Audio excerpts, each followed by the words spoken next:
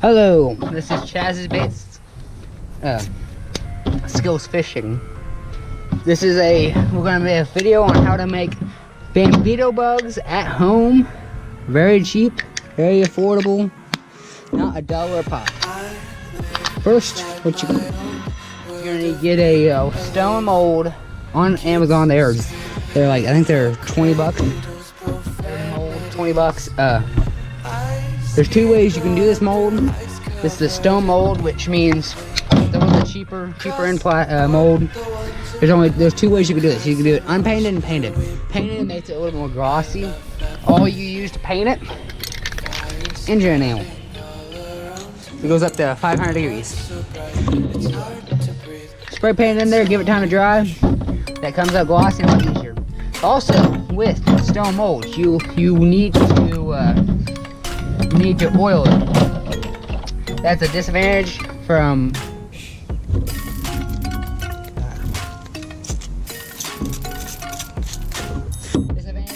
stone to aluminum. Aluminum, you don't have to oil. Stone, you gotta oil. Then a clamp, but I'm just gonna use a little hand clamp. Green pumpkin. We got some green pumpkin here. There's some remelts, some green pumpkin baits I have. Nothing special. Now I'm gonna inject this. Suck it in. Inject. Give a little bit of pressure. Fill the screw. Do the same. Fill the screw. I'll give those about a minute to. Yeah, that's about a minute. These are a bait I really enjoy putting on a Texas rig or pitching. I've learned these are pretty good on the back of a wobble head, but not great. Not as good as a D-bomb is. But as these cool, we'll talk about why I got stone instead of aluminum. Aluminum, from the place I was going to get it, was going to be I was going to get 2 cavity for about $130, where I can get 2 of these for $40. So it was more economical, because at that time I wasn't really trying to get into it hardcore. I didn't really think these were going to be as good as they were. I just wanted to try them out without buying a $6 pack. But looks like these things are starting to harden up. I will have a video here soon comparing stone to aluminum, and which one has its pros and cons and all that here soon. But looks like these are getting pretty close. I'll pull all this stuff off and throw it to the side. Your little bucket of color to the side. That's still hot.